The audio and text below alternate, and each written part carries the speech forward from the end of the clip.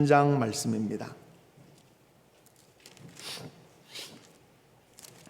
골로새서 3장 18절에서 4장 1절까지 제가 말씀을 봉독하겠습니다. 아내들아 남편에게 복종하라. 이는 주 안에서 마땅하니라.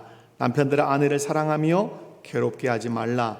자녀들아 모든 일에 부모에게 순종하라. 이는 주 안에서 기쁘게 하는 것이니라. 아비들아 너희 자녀를 노엽게 하지 말지니 낙심할까 함이라.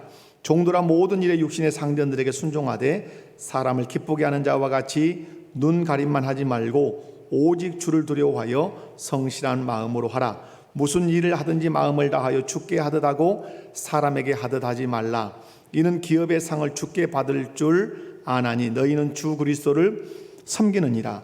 불의를 행하는 자는 불의의 보응을 받으리니 주는 사람을 외모로 취하심이 없느니라. 상전들아 의와 공평을 종들에게 베풀지니 너희에게도 하늘의 상전이 계심을 알지어다. 아멘. 할렐루야. 옆에 분들 한번 인사합시다. 말씀을 통해 은혜 받읍시다. 자, 우리의 왕이신 그리스도께서 저와 여러분을 향해서 아내들아, 남편들아, 자녀들아, 부모들아, 종들아, 상전들아 라고 이렇게 부르실 때 여러분이 아멘 이렇게 화답하시고, 또 말씀으로 명령하실 때 아멘 이렇게로 화답해서 또 순종해서 저와 여러분의 삶 속에 또 관계 속에 하나님의 나라가 충만하게 임하기를 주님의 이름으로 축원합니다. 오늘 말씀은 여러분이 좀 눈여겨보실 건 보시고 또 귀담아 들을 건 잘 들으시면서 말씀을 좀 집중해서 들으셔야 합니다. 첫 번째 살필 것은 모든 관계의 중심이 되신 예수 그리스도. 예수님은 모든 관계의 중심이 되셔야 합니다. 여러분, 인간이 불행한 이유가 있습니다. 많은 사람들은 불행한 이유를 돈이 없어서 그런다, 많이 못 배워서 그런다, 어떤 사람들은 건강이 좋지 않아서 내가 불행하다 이렇게 말들을 합니다. 그러나 성경은 거기에 동의하지 않습니다. 인간이 불행해지는 이유를 성경은 하나님과의 관계가 깨졌기 때문이라고 말씀합니다. 이것이 성경이 가르쳐주는 인간의 불행의 이유요 원인입니다. 하나님과 관계가 깨짐으로 부부관계가 깨졌습니다. 하나님과 관계가 깨짐으로 피조물과의 관계가 깨졌습니다. 하나님과 관계가 깨짐으로 형제 간의 관계도 이웃과의 관계도 다 깨져버렸습니다. 이것이 창세기 3장과 4장에서 설명하는 인간이 불행하게 된 근본적 이유라고 말씀을 하고 계십니다. 하나님과 관계가 파괴되면 인간은 그때부터 하나님 중심의 삶을 거절하고 자기 중심적 삶을 살아가게 됩니다. 여러분, 자기 중심의 관계는 언제나 자기 이익, 그 다음에 자기의 소견을 따라서 그 관계를 맺어가지요. 자기 이익을 위해서라면 사람을 이용하기도 하고, 자기 이익을 위해서라면 사람의 마음을 도적질하기도 합니다. 자기 이익을 위해서라면 달면 삼키고, 자기에게 이익이 되지 않고 어떤 해가 되는 것 같으면 쓰다고 뱉어버립니다. 그 결과 우리의 인간관계는 철저하게 갈등이 발생하고 서로에게 많은 상처를 남기고 그 관계는 산산이 깨져서 파괴되고 맙니다. 그러므로 여러분, 행복해지고 우리의 관계 속에 하나님의 나라가 충만하게 임하려면 가장 먼저 회복해야 되는 것이 있습니다. 그것이 무엇입니까? 하나님과의 관계가 회복되어야 합니다. 하나님과 인간의 관계는 하나님께서 화목제물로 보내신 예수 그리스도를 구주로 믿을 때만 하나님과 우리의 관계는 회복되게 되어 있습니다. 하나님과 관계가 회복되어야 사람의 관계도 회복될 수 있다는 사실을 여러분 의심 없이 믿으시기를 바랍니다. 예수 그리스도를 믿음으로 하나님과 관계가 회복되면 그때부터 내 중심의 삶, 이기적인 삶을 청산하고 모든 관계의 중심에 누구를 모시고 살 수 있습니까? 예수 그리스도를 모시고 살게 됩니다. 예수님을 관계 중심에 모시고 살면 예수님과 예수님이 하신 말씀을 생각하면서 사람을 대하게 됩니다. 여러분, 오늘 말씀에 보면 남편을 부르고 아내를 부르고 자녀를 부르고 또 부모를 부르고 종을 부르고 또 상전을 부르는데 그 부르시는 분이 누구십니까? 예수님이죠. 그러므로 부르심을 받은 사람들은 자기를 부르시고 자기들에게 말씀하시는 예수님과 예수님의 말씀을 생각하면서 관계를 맺어야 돼요. 그러므로 우리 관계 중심에는 누가 계셔야 됩니까? 항상 예수님이 계셔야 합니다. 여러분, 예를 들면 마가복음 9장 37절 한번 읽어볼까요? 마가복음 9장 37절 읽어봅니다. 시작. 누구든지 내 이름으로 이런 어린아이 하나를 영접하면 곧 나를 영접하며 누구든지 나를 영접하면 나를 영접함이 아니요 나를 보내신 이를 영접함이니라. 예수님을 관계 중심에 모시면, 예수님을 관계 중심에 모시면 어린아이가 내 앞에 있습니다. 내가 있습니다. 그 중간에 예수님이 딱 서 계신다는 사실을 내가 믿으면 그 어린아이를 대할 때 예수님을 생각하고 대합니다. 그리고 예수님이 어떻게 어린아이를 대하라고 말씀하셨는지를 생각하면서 그 어린아이를 대하게 된다는 말이에요. 한마디로 얘기하면 가장 하찮게 여길 수 있는 어린아이도 예수님을 내 중심에 관계 중심에 모시면 예수님을 생각하면서 대하기 때문에 절대로 함부로 대하는 일이 없다는 얘기죠. 우리의 삶이 보람되고 행복하려면 우리의 관계 환경 중심에 누가 계셔야 한다? 예수 그리스도가 계셔야 한다는 사실을 믿으시기 바랍니다. 고대광실 높은 집이 있고 산의 진미를 먹고 산다 할지라도 부부관계, 또 부모와 자녀관계, 그리고 직원과 상사의 관계가 이기적인 관계, 다툼의 관계, 갈등의 관계일 때는 항상 불행합니다. 그래서 여러분 늘 기억하셔야 돼요. 우리의 행복은 환경에 있지 않습니다. 환경에 있지 않아요. 우리의 행복은 물질에 있지 않습니다. 우리의 진정한 행복은 어디에 있다? 바른 관계에 있다. 근데 이런 바른 관계가 되려면 반드시 누구와의 관계가 회복돼야 된다. 하나님과의 관계가 회복돼야 되는데 누구로만 하나님과 관계가 회복될 수 있다? 예수 그리스도를 통해서만 하나님과의 관계가 회복될 수 있다 이 말이에요. 여러분, 여러분의 관계 환경은 좀 평탄하십니까? 남편과 아내가, 자녀와 부모가, 또 직장에서 상사와 여러분의 관계는 좀 평안하시냐 이 말이에요. 여러분, 잠언 말씀에서는 관계 환경의 중요성을 이렇게 잘 표현하고 있습니다. 잠언 17장 1절 말씀을 우리 함께 읽도록 합니다. 시작. 마른 떡 한 조각만 있고도 화목하는 것이 제육이 집에 가득하고도 다투는 것보다 나으니라. 아멘. 마른 떡 한 조각을 먹고 싶습니까? 제육을 드시고 싶습니까? 말라 빠진 마른 떡이 아니라 마블링이 좀 끼어 있는 부들부들한 여러분 한우 에이 뿔뿔 드시고 싶죠? 그럼 여러분 그거 드시면서 날마다 다투는 집에 살고 싶습니까? 마른 떡 먹더라도 안 다투는 집에 살고 싶습니까? 물어보나만 하죠. 우리는 제육이 가득한 집에서 살기를 원해요. 그러나 다툰다면 그것은 아무런 의미가 없다는 말이에요. 잠언 25장 24절 말씀 함께 읽어보도록 합니다. 시작. 다투는 여인과 함께 큰 집에 사는 것보다 움막에서 혼자 사는 것이 나으니라. 아멘. 큰 집에 사는 거 사람들의 꿈 아니에요? 지금 우리 대한민국 강토, 우리 민족이 지금 들썩들썩거리고 불만이 팽배해 있는 것이 무엇 때문입니까? 집값 아니에요? 우리 제 아들이 이제 대학교 3학년이다마는 벌써 고민해요. 아빠 평생을 모아도 집 못 살 것 같아요. 왜 너는 서울서만 살라 그러냐? 지방에서 살면 살 수 있다. 제가 이제 이렇게도 말은 해요. 자괴감이 드는 거예요. 절망이 드는 거예요. 그런데 여러분, 오늘 큰 집에 사는 것이 사람들의 꿈인데 다투는 여인과 그 큰 집에서 산다면 여러분 살고 싶냐 이 말이에요. 움막에서 혼자 사는 것이 훨 낫다. 이 말씀은 뭐예요? 큰 집이라고 하는 환경, 제육이 가득한 집이라고 하는 환경이 우리의 행복을 결정하는 것이 아니라 다투는 사람과 사느냐 다투지 않는 사람과 사느냐가 훨씬 우리의 행복의 결정타를 먹인다고 하는 사실이에요. 그러므로 우리의 행복은 무엇에 의하여 결정된다? 관계 환경에 의하여 결정된다고 그렇게 말씀해요. 오늘 본문이 이 잠언에서 가르치시는 것, 물질적 환경이 중요한 것이 아니라 어떤 환경이 중요하다? 관계 환경이 아주 중요하다는 사실을 말씀해. 많은 사람들이 인생을 실패하는 이유는 아까 말씀드린 것처럼 돈이 없어서 실패하지 않아요. 관계에 집중하지 않기 때문에 실패를 하는 거예요. 환경이나 물질에 의외로 많이 집중합니다. 여러분, 아이들 결혼을 시킬 때도 의외로 부모들이 놓치는 것이 그 사람의 성품이나 그 사람의 신앙관을 면밀하게 조사하지 않습니다. 분노 처리 방식이 무엇인가를 눈여겨보지 않습니다. 학교는 어디 나왔다냐? 직장은 어디다냐? 그리고 얼마 정도 번다냐? 여기에 직장 좋네, 학력 좋네, 키 크네, 잘생겼네, 예쁘네, 결혼해라, 이렇게 됩니다. 결혼해 봤더니 그 사람의 성품이 대단히 포악합니다.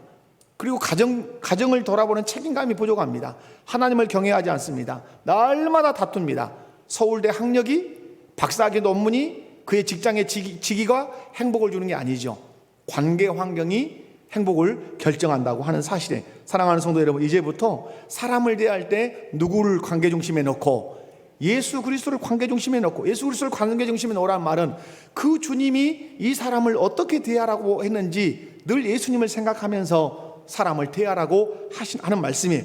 여러분, 예수님께서 어떻게 사람을 대하라고 하셨는지 주님의 말씀을 늘 떠올리셔야 돼요. 뒤에서 설명이 가능하겠지만, 아내가 남편을 대할 때, 남편이 아내를 대할 때 주님을 관계 중심에 놓으면 우리 주님이 내 남편을, 내 아내를 어떻게 대하라고 하셨는지 말씀 생각하면서 대할 때 그 관계 속에 하나님의 나라가 임하게 될 줄로 믿습니다. 우리 목포교회 모든 성도 여러분, 관계 중심에 누구를 모셔라? 예수님을 모셔라. 아멘이십니까? 두 번째는 모든 관계의 질서를 세우신 예수 그리스도. 따라서 해봅시다. 모든 관계의 질서를 세우신 예수 그리스도. 오늘 골로새서 3장 18절에서부터 4장 1절 말씀은 공동체의 권위 질서를 쭉 설명을 하고 있습니다. 여러분, 눈여겨보시면 재미있는 대목이 있어요. 바울을 통해서 예수님께서 부르십니다. 부를 때 아내들아, 누구부터 불렀어요? 아내. 권위자는 그런데 누구죠? 남편입니다. 예수님이 부르실 때 누구부터 부르냐면 권위 아래에 있는 사람부터 부르십니다. 보십시오. 아내들아, 이렇게 부르십니다. 그 다음에 부모와 자녀 관계에서 권위 아래에 있는 사람 자녀입니다. 자녀들아 부르십니다. 그리고 종과 상전의 관계에서 권위 아래에 있는 사람이 종입니다. 그래서 종을 먼저 부르십니다. 여러분, 아내가 남편의 권위 아래에 있고 남편이 권위자라는 말씀이죠. 그리고 자녀가 권위 아래에 있고 부모가 권위자라는 말씀이죠. 종이 권위 아래에 있고 상전이 권위자라고 하는 말씀이죠.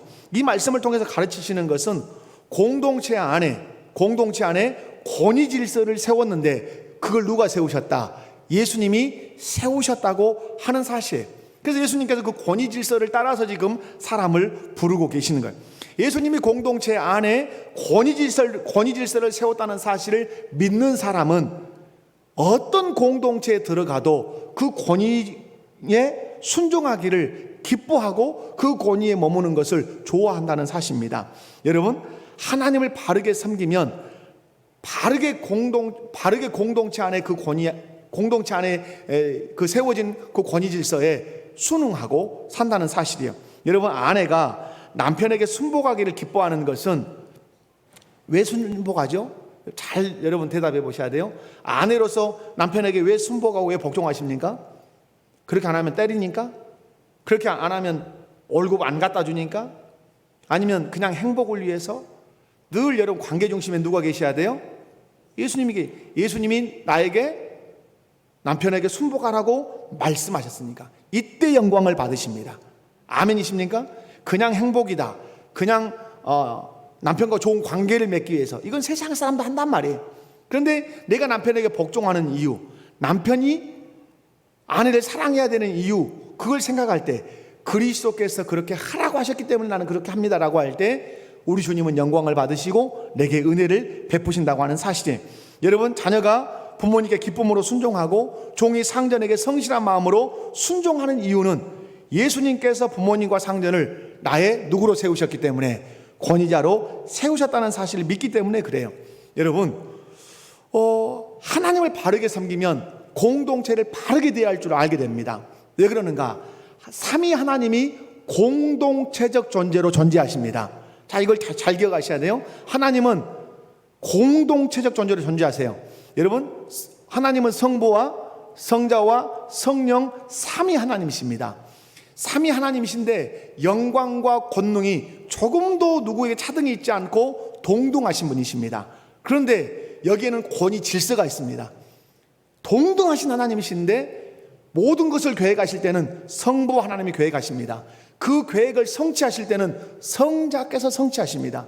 그것을 우리의 삶 가운데 적용하실 때는 성령께서 적용하십니다. 그래서 권위 질서가 이 삼위 하나님 안에 있다는 사실, 그 하나님을 믿으면 우리 또한 공동체 생활을 할 때 권위 질서를 알고 그 권위 질서에 순응하고 그 권위 질서의 기쁨으로 머물면서 공동체 생활을 할 수 있다는 사실, 그 공동체가 건강한 공동체가 된다는 사실.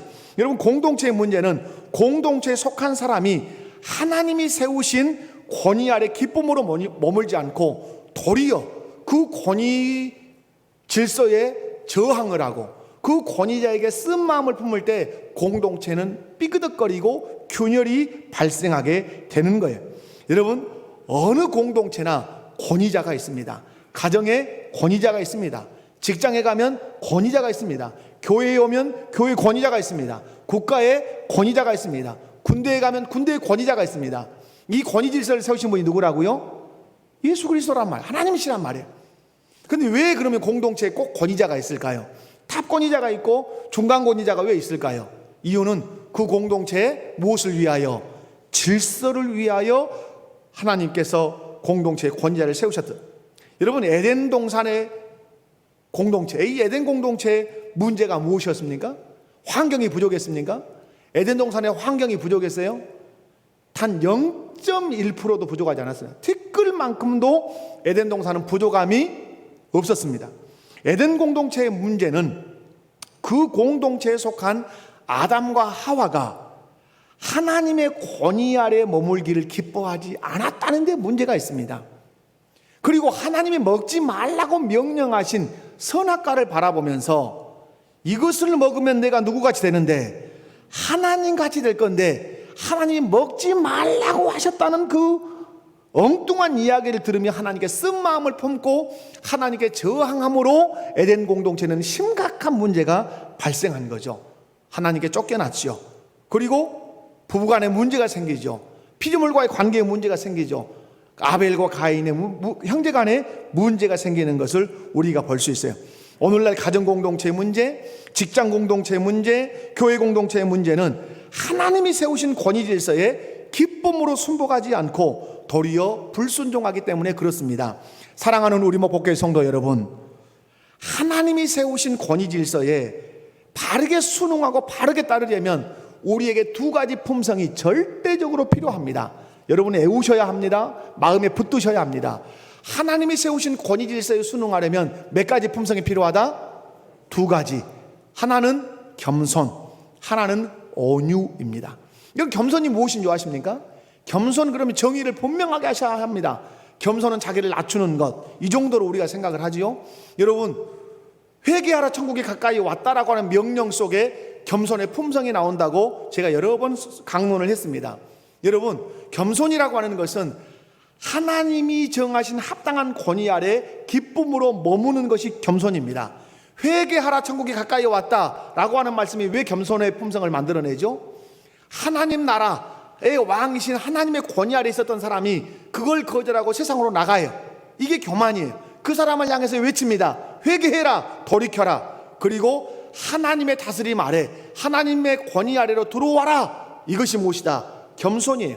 가장 겸손한 자녀가 누굽니까? 부모의 권위 아래 기쁨으로 머무는 자녀가 겸손한 자녀입니다. 가장 겸손한 직장인이 누굽니까? 자기 직장의 상사에게 그 권위 아래 겸손히 머무는 사람이 겸손한 직장인이라고 하는 사실이죠. 여러분, 온유는 무엇입니까? 온유는 마음이 부드럽다, 이 정도의 표현으로 온유를 생각하시면 안 돼요. 온유는 나에게 힘이 있고 능력이 있는데 그 힘과 능력을 나를 위해서 사용하지 않고 우리 공동체와 우리 공동체의 권위자를 위해서 이 힘과 능력을 발휘하는 것이에요.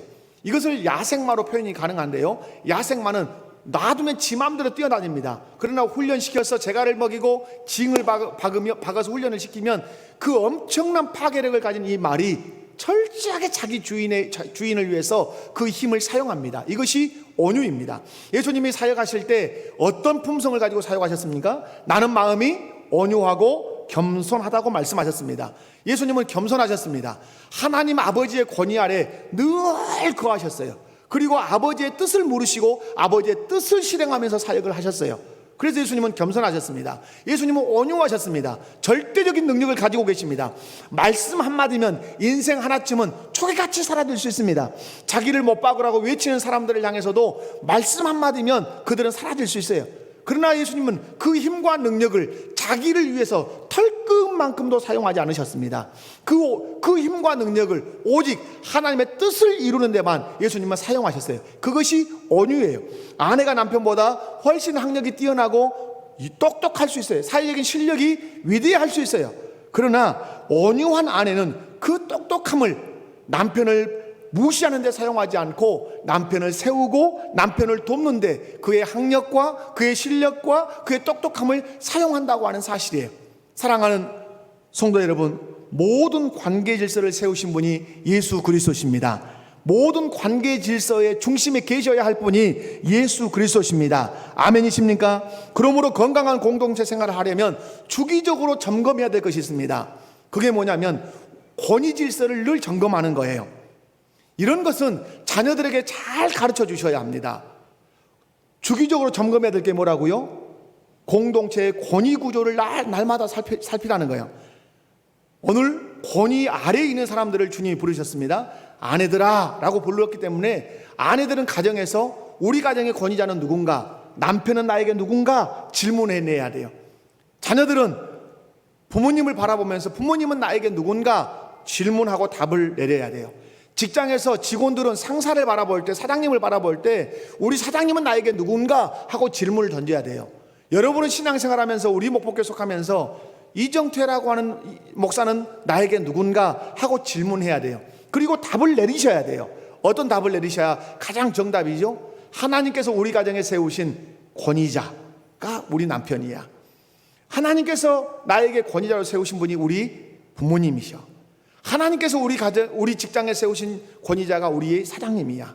우리 교회 권위자로 세우신 분이 우리 교회 담임 목사 이정태야 라고 답을 써낸다면 여러분은 그 권위 아래 머무는 것을 힘들어하지 않을 수 있어요. 기뻐할 수 있고 그 권위에 기쁨으로 순종할 수 있어요. 예수님도 제자들에게 이 훈련을 시키셨어요. 너희는 나를 누구라 하느냐 이렇게 질문했어요. 그때 베드로가 대답했죠. 주는 그리스도시요 살아계신 하나님의 아들이라고. 신앙의 고백이지만 하나님 나라 권위 질서를 확인하고 점검하는 질문이기도 하다는 사실을 여러분 기억하셔야 돼요. 사랑하는 성도 여러분, 가정, 직장, 교회, 국가, 공동체 권위 질서를 세우신 분이 누구시다? 예수님이세요. 그러므로 공동체의 권위 질서를 세우신 예수님을 생각하면서, 그리고 예수님 말씀을 생각하면서 공동체의 권위 질서에 기쁨으로 머물고 순종해서 여러분의 모든 공동체 안에 그 관계가 하나님 나라를 이루는 그런 관계가 되어야 될 줄로 믿습니다. 믿으십니까? 여러분, 공동체의 질서를 세우신 분이 누구라고요? 예수님이세요. 여러분, 세 번째로 살필 수 있는 것은 관계 안에 책임을 정하신 예수 그리스도십니다. 따라서 합시다. 관계 안에 책임을 정하신 예수 그리스도. 오늘 본문 3장 18절에서부터 4장 1절을 보면 공동체 안에 책임이 있다는 사실을 가르치십니다. 자, 아내는 남편에게 어떠해야 할 책임이 있고 복종해야 할 책임이 있고, 남편은 아내를 사랑하고 괴롭히지 않아야 할 책임이 있고, 자녀는 부모님께 기쁨으로 순종해야 할 책임이 있고, 부모는 자녀를 노엽게 하지 않아야 할 책임이 있고, 종들은 상전에게 성실한 마음으로 순종해야 할 책임이 있고, 상전들은 하늘의 상전이신 하나님을 기억하고 의와 공평을 종들에게 베풀어야 할 무엇이 있다? 책임이 있다. 자, 정리합니다. 우리 주님이 공동체를 세우셨습니다. 그 공동체의 중심에는 누가 계셔야 합니까? 예수님이 계셔야 합니다. 그리고 그 공동체의 질서를 세우신 분이 누구십니까? 예수님이십니다. 공동체의 질서를 세우시고 그 공동체 안에 있는 사람들에게 예수님이 뭘 부여하십니까? 각자에게 책임을 부여하십니다. 그러므로 우리 인간은 공동체를 떠나서 존재할 수 없습니다. 태어나는 순간 어디로 들어오죠? 공동체로 들어옵니다. 옮겨 다니는 모든 곳이 공동체입니다. 그러므로 여러분, 내가 공동체에 속할 때는 반드시 무엇이 따른다? 무엇이 따른다? 책임이 따라요. 가정 안에 있는 모든 구성원에게는 책임이 있어요. 남편, 아내, 자녀 다 책임이 있어요. 직장 안에서 뭐 사장님, 뭐 과장님, 차장님, 대리, 뭐 평직원 다 뭐가 있어요? 책임이 있어요. 교회 안에서 목사, 장로, 뭐 권사, 안수집사, 서리집사, 성도 모두 뭐가 있어요? 책임이 있다는 사실이에요. 다 책임이 있어요. 이 책임을 부여하신 분이 누구십니까? 우리 주님이시란 말이에요. 그러므로 여러분, 아내는 아내의 책임을, 남편은 남편의 책임을, 자녀는 자녀의 책임을, 그리고 부모는 부모의 책임을, 종은 종의 책임을, 상전은 상전의 책임을 잘 익히고 그것을 감당해내야 그 공동체가 건강해진다는 사실 여러분 꼭 믿으시기 바랍니다. 공동체의 관계를 질서를 세우신 예수님은 그 관계 질서 안에 뭘 부여하셨다? 책임을 부여하셨어요. 이 책임을 우리 한 사람 한 사람이 잘 감당해 갈 때 관계가 돈독해지고 관계가 강화됩니다. 사랑하는 성도 여러분, 아내와 남편, 자녀와 부모, 종과 상전에게 책임을 부여하신 분이 예수 그리스도신데, 그 예수 그리스도를 생각하고 나에게 부여하신 그 책임을 잘 감당해 가면 관계가 어떻게 된다고요? 돈독해지고 강화된단 말이에요. 그러므로 공동체 안에 있는 사람들은 예수 그리스도께서 나에게 부여하신 책임이 무엇인가를 늘 생각하고 늘 점검하고 사셔야 돼요. 저는 신앙생활하는 성도들을 보면서 조금 아쉬운 것이 있어요. 그게 뭐냐면 그냥 교회만 왔다 갔다 달랑달랑 이렇게 하시는 분들을 보면 정말 안타까워요. 왜? 나를 교회 공동체 안에 머물게 하시고 그 공동체, 교회 공동체 안에 관계 질서를 설정하시고 그 공동체 안에 머무는 우리에게 교회 머리가 되신 주님이 각자에게 다 뭘 부여하신 거라고요? 책임을 부여하셨단 말이에요. 근데 자기 교회 안에서 내가 감당해야 할 책임이 무엇인가를 전혀 생각하지도 않고 점검하지도 않고 신앙생활, 교회만 왔다 갔다 신앙생활 하는 것 아쉽다 이 말이에요. 사랑하는 우리 목포교회 성도 여러분, 우리 목포교회라고 하는 교회 공동체 안에 관계 질서를 세우신 그 주님이 여러분 한 사람 한 사람에게 무엇을 부여하셨다? 무엇을 부여하셨다? 무엇을 부여하셨다? 옆에 분들 바라보시면서 인사합시다. 교회 안에서 책임을 감당하고 계십니까? 책임을 감당하셔야 돼요. 그래야 교회 안에 성도들끼리 관계가 끈끈해질 수 있어요. 여러분, 남편이 아내에 대한 책임이 오늘 성경에 뭐라 그러죠? 사랑하고 그를 어떻게 하지 마라? 괴롭게 하지 마라. 아내들이요, 남편이 여러분을 어떻게 괴롭게 할 수 있습니까? 괴롭게 하는 방식이 엄청 많습니다. 폭언을 합니다. 막 여에다가 니은자를 늘 붙입니다. 존중하는 말을 하지 않고 계속해서 폭언을 하고 하대를 합니다.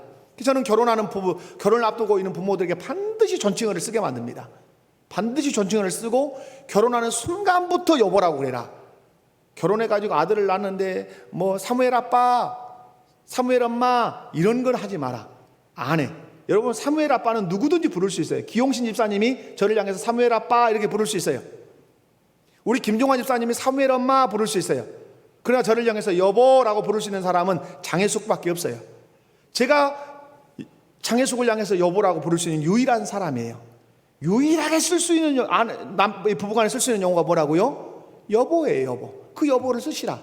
그리고 하대하지 마라. 이랬냐 저랬냐. 우리 남성들 조심해야 돼요. 말을 넣는 순간 그때부터 사람을 가볍게 여겨지게 돼 있어요. 존칭어를 써야 돼요. 여러분, 남편이 아내를 괴롭게 할 수 있는 방식이 뭐예요? 폭언도 있어요. 바람을 피워요. 얼마나 억장이 무너지겠어요? 돈을 낭비를 해요. 그럼 아내를 괴롭히는 거예요. 그럼 관계가 어떻게 되죠? 좋았던 관계라 할지라도 산산이 깨질 수밖에 없는 거예요. 그런데 이런 사람이 회심을 하고 예수를 알고 관계 중심에 예수를 모시고 관계 질서를 세우신 예수님을 생각하면서 그 말씀을 따라서 살기 시작해요. 아내를 사랑하라. 연약한 그릇이니까 네가 보호해야 된다. 괴롭게 하면 안 된다. 그래서 아내를 존중해. 옛날에 하대했는데 존칭어를 써요. 누구 엄마하고 불렀는데 이제는 여보라고 부르기 시작해요. 그리고 늘 사랑으로 도와줘요. 그러면 부부관계는 어떻게 되죠? 강화되고 돈독해지는 것이죠. 자기 책임을 감당할 때 관계는 어떻게 된다? 돈독해지는 거예요. 자녀가 또 종이 상전을 향해서 부모님을 향해서 자기 책임을 감당할 때 어떻게 된다? 관계는 돈독해진다는 거예요. 그런데 문제가 있는 공동체의 특징이 있어요. 문제가 있는 공동체의 특징, 잘 들으십시오.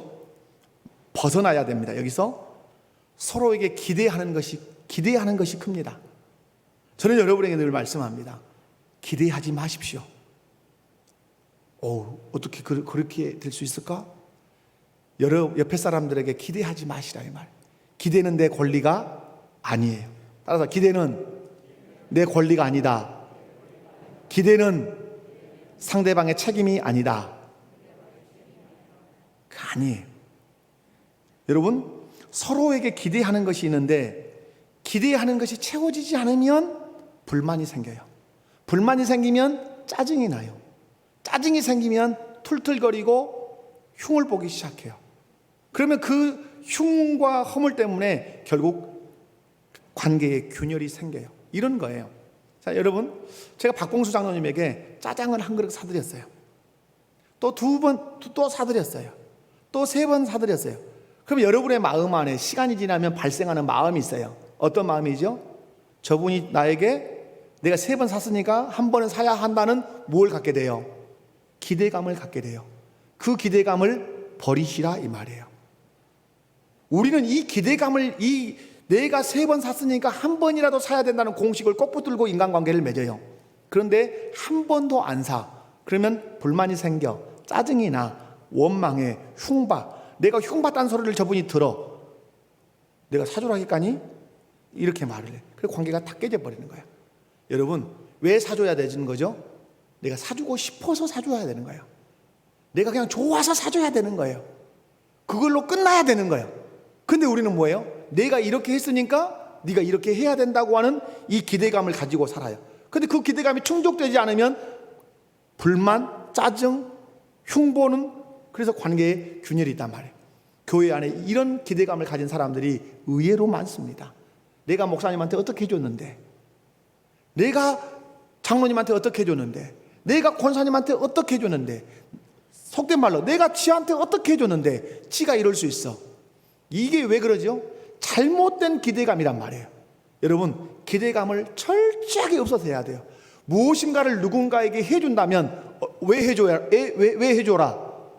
좋아서만 해줘라. 해주고 싶어서만 해줘라. 아멘이십니까? 돌아서서는 어떻게 해라? 잊어버려라. 그런데 그 사람이 아이고 목사님 짜장 한 그릇 먹읍시다, 이렇게 하면 기뻐요, 안 기뻐요? 전혀 기대하지 않고 생각하지 않았는데 짜장 한 그릇 하자고 하면 기쁜 거예요. 그것이 바른 관계란 말이에요. 여러분, 여러분의 가정에서 남편과 아내가 왜 다툰 줄 아십니까? 잘못된 기대감이 있단 말이에요. 반찬을 이렇게 해놨어요. 근데 남편이 한마디도 수고했다고 말하지 않아요. 맛있다고 말하지 않아요. 지금 아내는 뭘 가지고 있어요? 기대감을 가지고 있어요. 그리고 수저놓고 남편이 쑥 가요. 아내 불만이 생겼어요. 그 다음날도 그래요. 또 그 다음날도 그래요. 짜증이 나요. 당신 그럴 수 있어? 내가 어떻게 수고했는데, 얼마나 고민하면서 이 반찬, 이 음식 만들었는데 맛있다고 수고했다고 왜 말 한마디도 하지 않아? 물론 남편에게는 책임이 있는 거죠. 그러나 아내는 이런 기대감을 가지면 안 되죠. 뭘로 해야 돼요? 그냥 내가 남편이 좋아서, 남편을 사랑해서 하는 것으로 좋게 해야 돼요. 근데 그렇게 좋게 내는 남편이 야 여보 맛있네, 여보 수고했어 라고 칭찬하면 기대하지 않았던 칭찬이 내게 주어졌기 때문에 기쁨이 되는 것이고 그것이 행복이 되는 거예요. 기대했는데 주면 당연한 것밖에 안 되는 거죠. 그래? 그래야지 당연한 것이지. 그러므로 기대는 무엇이 아니다. 너무 설교를 잘 들으셔서, 기대는 무엇이 아니다. 권리가 아니다. 내가 저 사람에게 해준 것은 저 사람이 나에게 해야 할 책임도 지어준 것도 아니다 하는 사실. 여러분, 군인이 군대 가면 뭘 잘해야 돼요? 총 딱 똑바로 들고 보초 잘 서서 나라 잘 지켜야 되죠. 그것이 군인의 뭐예요? 책임이에요. 이 책임을 잘 감당하면 국민이 누리는 권리가 있어요. 안전한 국가에서 생활할 수 있는 그 권리가 충족이 되는 거예요. 여러분, 가정에서 기대에 집중하지 말고 내 책임에 집중하십시오. 내가 해야 할 책임에 집중하면 서로의 권리가 충족이 됩니다. 이해 가시죠? 제가 설교를 해요. 제가 설교를 오늘 7페이지를 준비가 됐습니다. 그럼 이 설교를 그냥 준비하겠어요? 목사는 글쓰기라고 하는 게 있어요. 글을 써내야 된단 말이에요, 설교 원고를. 근데 여러분, 대충 끌적끌적 해가지고 어디서 100개 가지고 와가지고 제가 설교를 하면 여러분이 설교가 어떻게 맥달가지가 하나도 없고 뭐 중심도 없고 흐름도 없고 내용도 없고 그런다, 이렇게 되면 여러분에게는 어떤 권리가 있죠? 바른 설교를 들어야 할 권리가 있단 말이에요. 근데 저의 책임은 뭐죠? 바르게 성경을 강론해내야 하는 책임이 있단 말이에요. 근데 제가 책임을 잘 감당하면 여러분에게 자동적으로 권리가 충족되죠. 어떤 충족? 말씀을 바르게 해석해서 들어야 하는 그 권리가 충족된단 말이에요. 가정에서 남편이 아내가 자기 책임을 성실하게 수행하면 서로의 권리를 어떻게 한다? 충족해서 관계는 돈독해지고 행복해지고 가정은 하나님의 나라가 된다는 거예요. 아멘이십니까?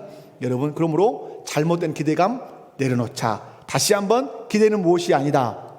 권리가 아니다. 뿐만 아니라 여러분, 이렇게 기대감이 큰 이런 공동체는 특징이 있어요. 책임에 집중을 하지 않습니다. 뭘 집중하지 않는다고요? 책임에 집중하지 않아요. 그래서 제가 두 가지를 다 설명했기 때문에 여러분 기억하셔야 돼. 무엇에 집중하라?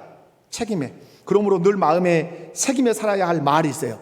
이 말은 여러분 들어보셨고 함께 따라도 해봤어요. 따라서 해봐요. 교만한 사람은 권리를 생각하고 겸손한 사람은 책임을 생각한다. 그러므로 저는 우리 목포교회 안에 이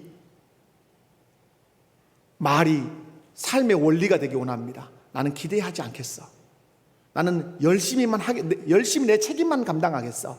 책임만 감당하면 어떻게 해요? 서로의 권리가 충족되어서 관계가 끈끈해지고, 그리고 그곳에 무엇이 임한다? 그 관계 속에 하나님의 통치, 하나님의 나라가 임한다고 하는 사실에 여러분, 기대를 내려놓으시고 책임에 집중하는 우리 목포교회 모든 성도들 되시기를 주님의 이름으로 축원합니다. 네 번째 끝날 줄 알았죠? 하나 더 있어.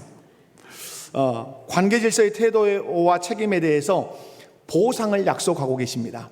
항상 여러분, 성경을 보시면 명령에는 항상 명령을 하시고 나면 주님이 입을 딱 씻으시지 않아요. 항상 명령에는 뭐가 따른다? 보상이 있어요. 여러분이 좋아하는 복의 약속이 있단 말이에요. 예수님께서 공동체 안에 자기 책임을 성실하게 감당하는 자들에게 상을 주시겠다고 약속합니다. 여러분, 아내는 남편에게 어떻게 할 책임이 있어요? 복종해야 할. 남편은 아내를 사랑하고 괴롭게 하지 않아야 할 책임이 있어요. 이 책임을 성실하게 둘이서 감당하면 이 두 사람에게 오는 보상이 무엇일까요? 남편과 아내가 주님을 생각하고 주님 말씀대로 서로 사랑하고 서로 돕고 위로하고 살았어요. 그럼 오는 보상이 뭘까요? 자동빵 오는 것은 행복이겠죠. 그러나 더 큰 보상이 있어요.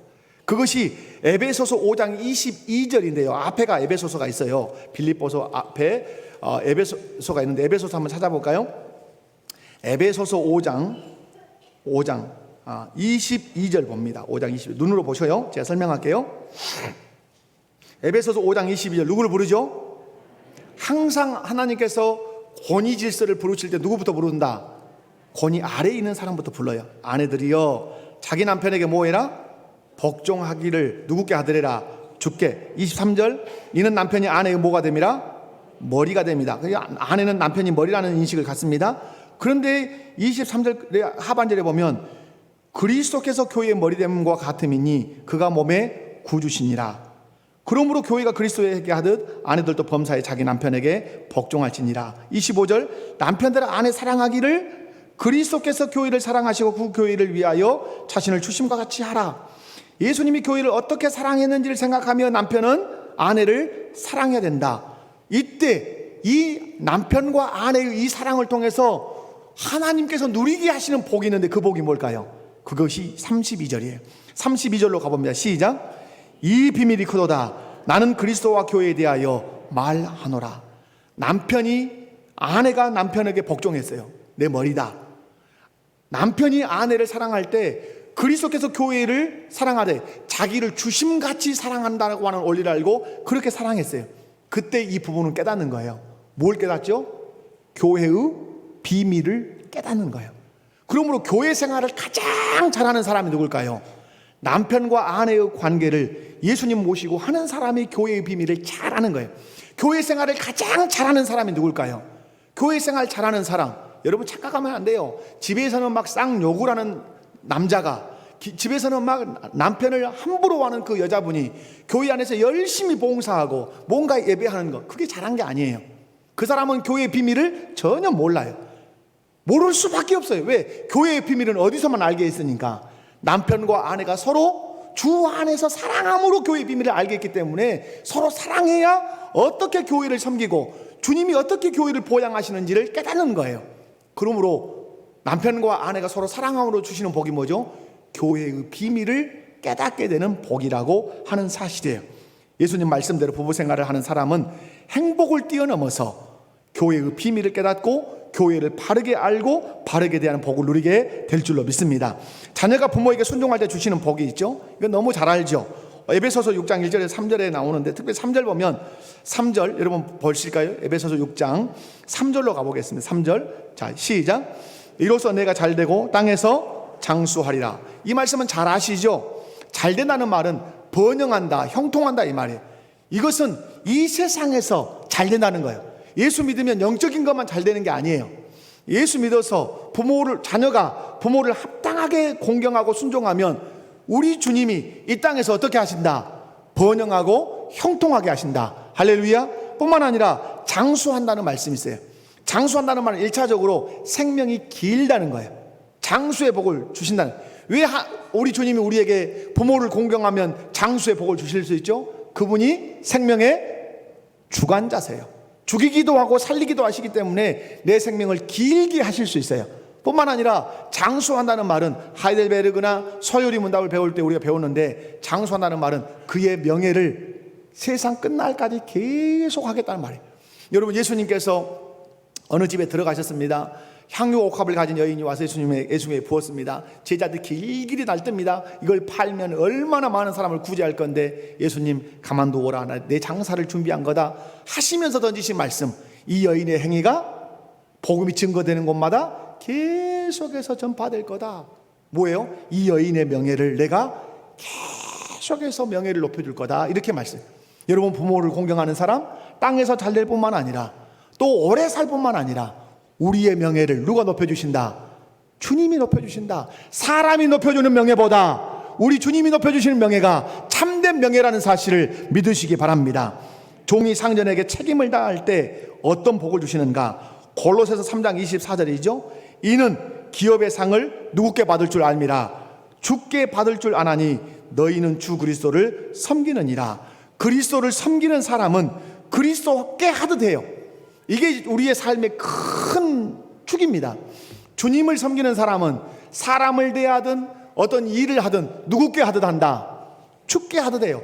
주께 하듯 하면 주님이 상을 주실 뿐만 아니라 직장에서 상도 받고 직장에서 진급도 하는 은혜와 복을 누리게 된다고 오늘 성경이 가르쳐줘요. 에베소서 6장 7절 8절 말씀해 보면 기쁜 마음으로 섬기기를 주께 하듯 하고 사람들에게 하듯 하지 말라. 다 같이. 이는 각 사람이 무슨 선을 행하든지 종이나 자유인이나 주께로부터 그대로 받을 줄을 알미라. 아멘. 선을 행하면 주님이 그에게 선으로 갚아주시겠다고 하신 말씀이에요. 사랑하는 성도 여러분, 그러므로 아내가 남편에게, 남편이 아내에게, 자녀가 부모에게, 부모가 자녀에게, 종이 상전에게, 상전이 종에게 책임을 다할 때 우리 주님은 거기에 반드시 무엇을 주신다?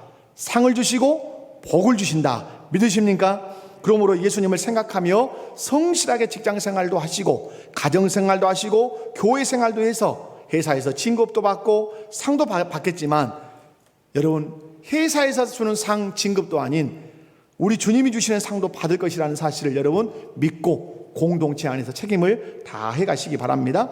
말씀 맺습니다. 모든 관계의 중심은 누구시다? 예수 그리스도시다. 모든 관계의 질서를 세우신 분이 누구시다? 관계 안에 책임을 정하신 분이 누구시다? 관계의 질서의 바른 태도와 바른 책임을 다할 때 보상을 주시는 분이 누구시다? 예수 그리스도세요. 사랑하는 성도 여러분, 예수님을 나의 주인으로 나의 왕으로 모셨다면 그리스도의 말씀을 우리 마음 가운데 풍성히 거해야 합니다. 이유, 우리의 왕이신 주님이 그 말씀으로 우리를 통치하시기 때문에 그렇습니다. 오늘 주님이 부르십니다. 아내들아, 남편들아, 자녀들아, 부모들아, 종들아, 상전들아 라고 부를 때 아멘 이렇게 대답하시고, 그리고 명령하십니다. 복종해라, 사랑해라, 순종해라, 노엽게 하지 말고 잘 돌보아라, 성실하게 일해라, 하늘의 상전을 기억하고 의와 공평으로 종들을 대해라. 그러면 내가 너에게 상을 줄 것이다. 그 관계를 통해서 우리 주님이 기대하시는 것이 무엇입니까? 그 관계를 통해서 하나님 나라가 편만하게 이루어지기를 원한다. 오늘 3장 18절 4장 1절은 그래서 우리의 삶 안에서 이루어져야 할 하나님 나라의 모습이라 이렇게 말씀을 드립니다. 다 같이 자리에서 일어나셔서 찬양하겠습니다.